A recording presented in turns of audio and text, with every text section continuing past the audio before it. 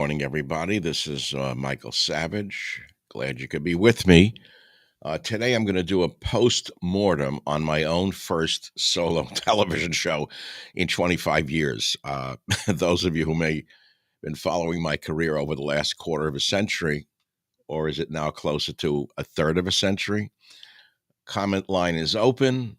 We're on YouTube, we're on X, and live on Facebook. And I'm going to just give you a sense of what I felt as I was doing the show last night. I'm calling this my first solo show on Newsmax TV with Tucker Carlson.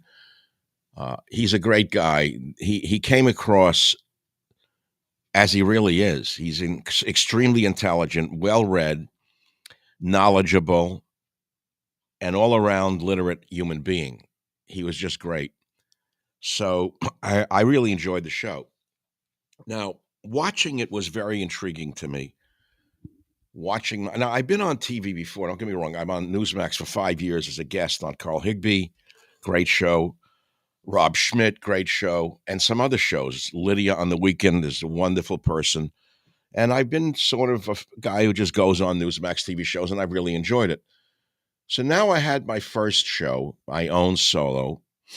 Huckabee has become the ambassador to Israel, and I was given the great opportunity of taking over that slot, 8 p.m. Eastern, on Sunday nights. It's a big deal. It's a primetime slot. And truthfully, I don't really know what you thought of it. I watched it.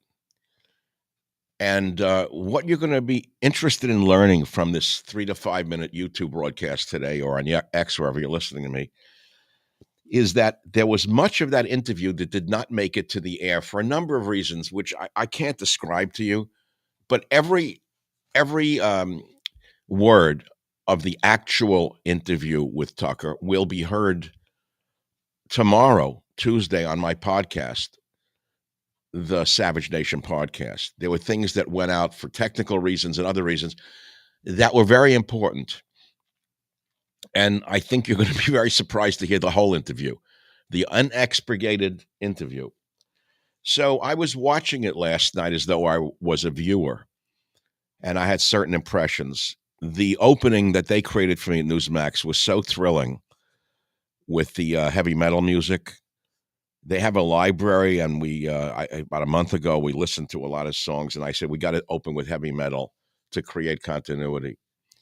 And I loved it. I just thought that the graphics were they should get the graphics department of Newsmax, who created my opening, should get a prize, whatever prizes are given in television. This is astounding how good it is. I don't believe that there's a network, I don't care who it is, of the top, biggest level in the world that could have beaten that opening. It was better than my show. That really was so good.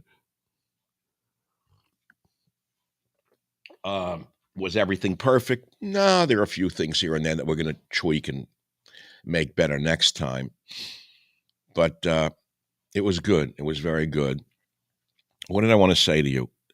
I think I've said everything I wanted to. I'm a camera person. I've always loved cameras. Not going back to my Nikon F, but including my Nikon F, which was my first real professional camera, which I used in the late 60s in Tonga, Fiji, Samoa, Marquesas, and the other islands while I was a plant collector, not an industrial plant, the botanical plants. And these Nikon Fs were superb cameras. So I use, for these shows, a straight out of the box Logitech. I think it's a 980E. But I went and bought a new camera, which I'm going to install today, the MX Brio, because it has a wider lens on it. And you can adjust things more on this camera. I'm going to try this one, right? So I just like a kid with a new toy. What I love about Amazon is, like, when I finish thinking about something I want to buy, it's in the driveway. I don't know how they do it. So I was there the next morning. You get up, you walk out, it's freezing out, whatever. And there's a box, a bag. I don't know what was in it. Didn't know whether it was shoes, a vitamin package. And I said, I better get it off the street in case it rains. Luckily, it was the Brio camera, which I can't wait to play with later. So I like to, I still enjoy not only my TV appearances. The media has become, a part of my personality. I think it's always been, even before I was in the media. I've always kind of been theatrical in my own way, whether it was living in my own world with my own spotlight and my own camera looking down on me, watching my every move. So it sounds crazy, doesn't it? Like disconnected. But truthfully, I think anyone who is conscious walks around envisioning their own acts on the earth from a third person perspective. You're watching yourself, right or wrong? Is that called self-consciousness or too self-conscious? Or is it you're looking at yourself the way God would look at you? Now, I'm going to go into God in another time. Tucker and I broke new ground for commercial television last night, I think, in that we weren't that political, although we were political. We got into the religious aspects of our lives. He talked about his Episcopal church background and how it's been hijacked by the radical lesbian left in plain English, and how the church is dying as a result of this extremism. And I talked about how I was raised in basically not a religious Jewish home. My father was an atheist from Russia. My mother was not really religious, God bless her soul. But, I knew she knew God was there because she lit the candles every Friday night when I saw those two twin lights on those candles, and I knew the holidays, but basically I wasn't a religious guy. I didn't shun it or mock it, but the guys in black coats were considered weird by us. And we looked at them like they were another species, like another. We didn't understand them. Well, now I only hang with the black coats. They're the only ones who understand the religion in the way it has to be understood. So I had a chance to discuss that with Tucker on a commercial television show, which is amazing, right? I didn't really sleep that well afterwards. I was so like watching it and seeing. Are you saying, "Oh, you're going on what is only a TV show"? Well, it's my life. So yes, it's a TV show, and yes, it's my own solo TV show, and yes, it had a big impact on me. And I sort of know what I'm going to do for my next show, which is going to be recorded this week. The beauty about Newsmax TV for me is that it's a recorded show, so I get to develop it over a period of time, and I can edit things out that what I'm saying that I didn't like. There's a difference between this, which is live, natural. Actually, this should be part of next week's show. This would be a funny part of next week's show, which is a postmortem of my first TV show. They probably would love it. You know, did I have any weird dreams? I don't remember them. I didn't take enough B6. If you want to remember your dreams, take pyridoxine.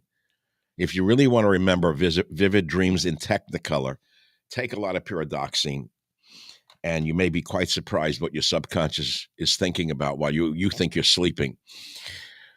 So I've always interpreted my dreams. When the children were young, the first thing we would do, we'd get up at the breakfast table and I asked them what their dreams were. We did it all the time. I don't know how I came to do that. I certainly didn't do that in the Bronx with my parents. We didn't get up and have breakfast together to begin with, but we never discussed the kids' dreams. Whoever did a thing like that.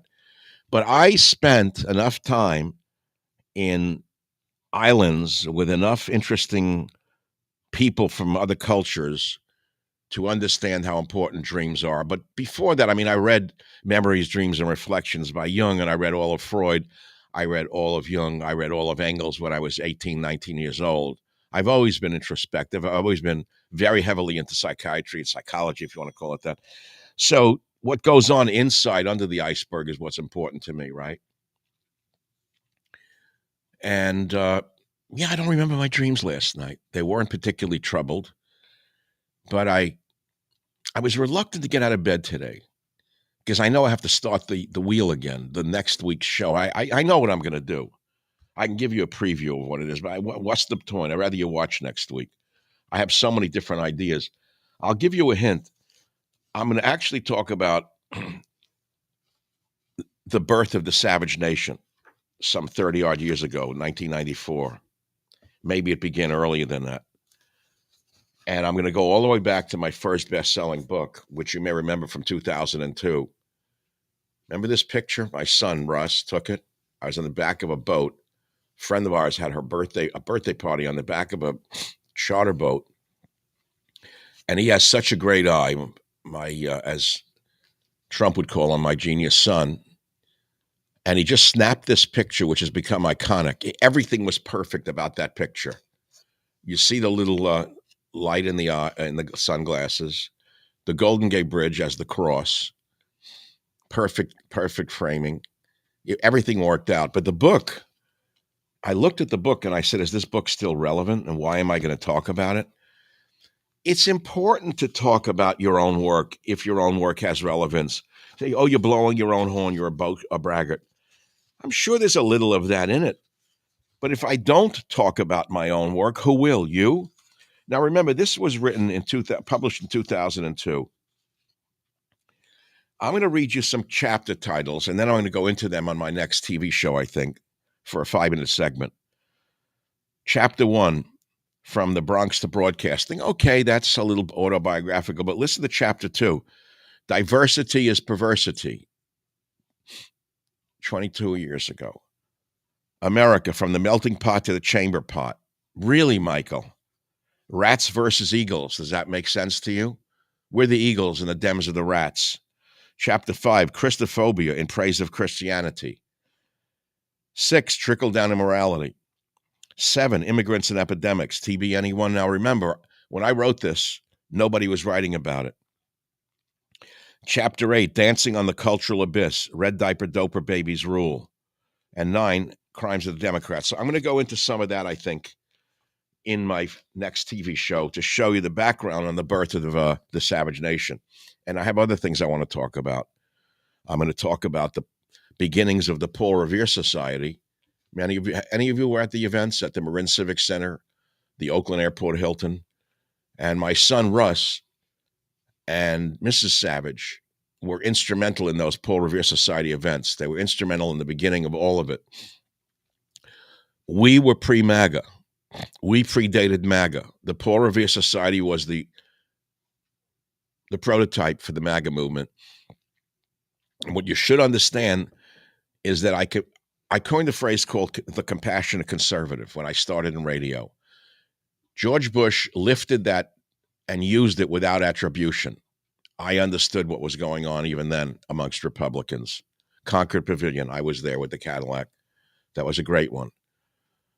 We had more people than a famous rock star who appeared there. Was the Chronicle Pavilion, Concord Pavilion. It was unbelievable. I drove the Cadillac out on the stage. Oh, that was some event. It was a 3-act show. I should have cut it after 2 acts. I had vodka on the stage, and I hit the vodka a little too hard. I think one of my family members came out and took the bottle off the stage. I was pretty wild in those days. I was a young man. I was only 65 at the time. So I began radio. I was 54 years old. It's interesting that Tucker said I was fired a year and a half ago. He was. And he said, I'm only 54. I can't stop. So he created the Tucker Carlson Network.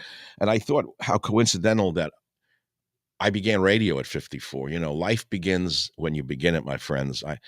One of the reasons I do this is I want to be an inspiration to young guys who are looking for someone to inspire them to keep going. A lot of people have given up in their 20s, or they hit a roadblock in their 30s and they can't go on, or their 40s and they can't go on. Well, look at me. And if I ever tell you how many dry wells I drilled that produced no oil, you would not believe it. And I kept going. It was affirmative action that derailed me. That's DEI now it's called. It's plain out unbelievable naked racism against white males, particularly those who are successful. There was no greater enemy of the American left than the heterosexual white religious male. They're the arch enemy of the deviants who took over the entire media. It's not bad enough about their deviance. They become worse than the communists were in Russia in what they became. People say they became communists. What you don't understand is the communists were not particularly psychotically anti-family. The communists were anti-religion for sure. I mean, they burned churches, they imprisoned rabbis and priests in Russia. You go back to that revolution, because to them the state was the religion. We understand that, but they weren't as mentally ill. The pure communists, whether they were Marxists or Leninists, they may have been murderers, but they weren't mentally crazy. These people in our country became mentally ill. They're absolutely warped. You start pushing trans things on children, no country on earth could survive that. You understand what I'm saying to you? How insane they have become? They hijacked their own mind. I don't understand how they got there.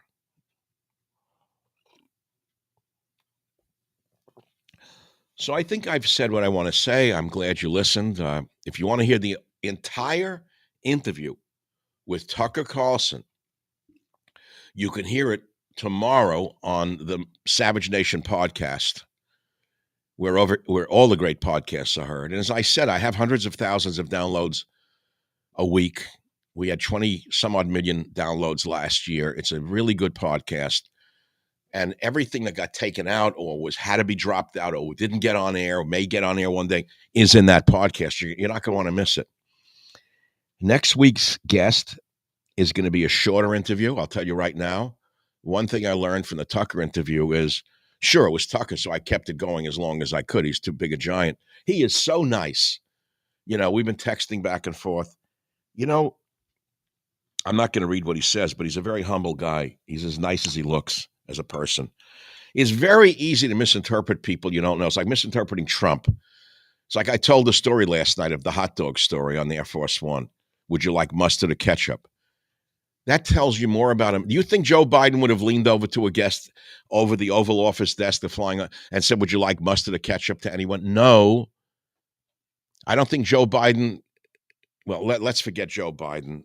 I'm going to do a show on another topic, whether it'll make it to television or not, which is the birth of the Savage Nation is what I'm doing now.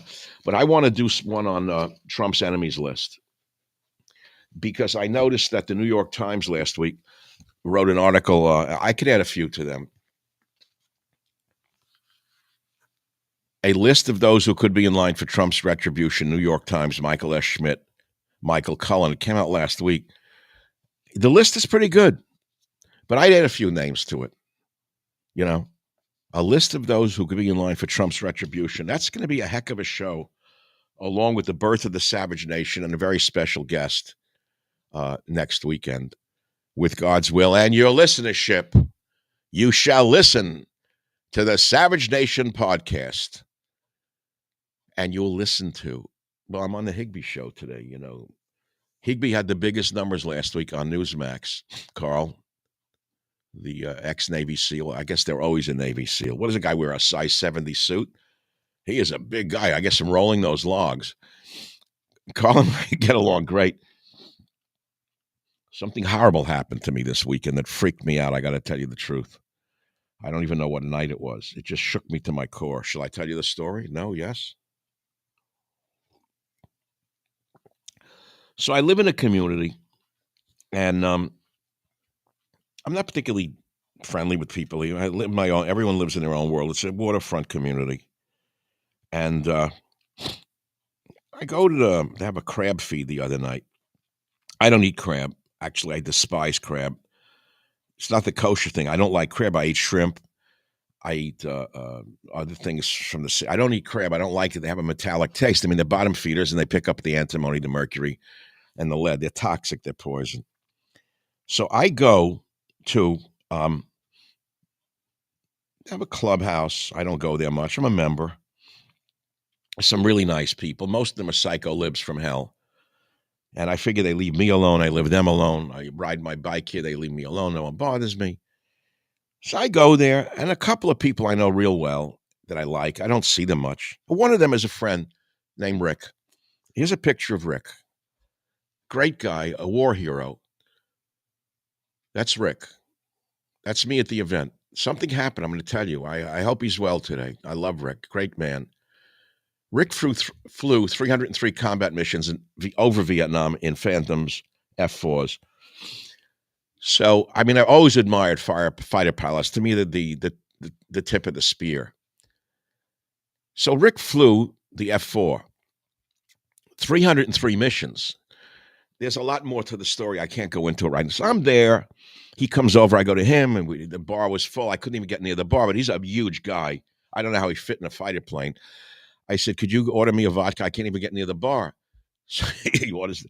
He elbows his way up. We get at the bar. I order the drink, and we're chatting. We have a nice time. So I said something to him. He's very conservative, obviously, being a military guy and a real military guy, not a Pentagon type of guy. So I know he said was shot down no less over Vietnam in a Phantom and survived it. He wasn't in prison. They got him out in time. So I said to him, I guess at least you knew who your enemy was in the sky. I said they didn't smile at you and stab you in the back. I said, unlike here. He laughed. In like the area we live in, all the liberals, they'll smile to your face and put a knife in your back. He liked that joke. I said, he said, at least I knew who my enemy was. So anyway, so we had a drink, and as I said, I went to have a drink to be sociable. I knew I was going to leave. I wasn't going to eat the food. I don't like crab. People do. I don't. I'm not condemning. Whatever you like, it's your business. I leave. I get a note the next day, Sunday morning, the day of the show, and I don't think I'm embarrassing him. Rick collapsed of a heart attack shortly after I left at the bar, and luckily in the neighbors there was a doctor, a nurse, and an EMT, and they resuscitated him until a hospital came, the ambulance, and took him in. I went through this 5 years ago, and I'm almost thanking God I left early. I don't think I would have. I don't know what would have happened if I watched it in front of my eyes. It would have maybe been a little too traumatic for me. And it leads me to another. Anyway, my hopes and my prayers for real go to Rick. I pray to God he has a full recovery, because this is a man who deserves to be on this earth. But there are no support groups for heart attack survivors that I know of where you can really talk about how you fear going to sleep at night, how you fear running, how you fear walking for a long while after, if not, you're traumatized. There's support groups for breast cancer people, God bless them, and all sorts of things. And I was going to create an online support group for heart attack survivors because there's a lot I can offer in terms of diet, how much to exercise, how little to exercise, how to breathe, how to move, what to do when the fears come on, alone at night in the dark. No one talks about it, and men are ashamed to talk about it. So I may want to do that. I mean, heart attacks are still a big number one killer of people in the Western world. It's not a new phenomenon, but it's an increasingly interesting phenomenon, and people don't even understand the dietary aspects of coronary artery disease, which is what it is. It's not heart disease; it's artery disease, by the way. And so that happened. I got the message by email from the neighborhood on Sunday morning. I was rattled to my core all day Sunday waiting for the show. I was shaken by it for a number of reasons. And I couldn't fully enjoy watching my own show because I was worried about Rick. And I hope that he survived. I mean, I called his widow. I'm sorry. I called his wife. God, sorry. I'm a little emotional right now. And she said he's doing fine. I'm going to call a little late. I want to bother her. And that's it. So here we are. It's the way of all flesh. It's for whom the bell tolls. And my friend, the bell may toll for thee one day. And that's it this morning. If you want to hear the entire Tucker Carlson interview, it'll be on my podcast tomorrow. And I'm on Carl Higbie today. We're going to talk about some great topics. And we'll get through the week together. And I'm going to do a TV show on Sunday and sit and watch it again. And so the wheel turns. And I thank you very much for being with me today on the little YouTube thing that we're doing, or on X. And we'll keep going. That's all. No big, drum rolls, no big nothing or other. Just giving you like the morning after, the day after kind of thing, right? So thanks for listening. Thanks for being with me all these years. And people say, God, it's been 25 years since I first heard you, 1994. Wow. Oh my God. Then they realize how old they are. Time waits for no man. So make the most of every moment, my friends. Thank you for listening. And with God,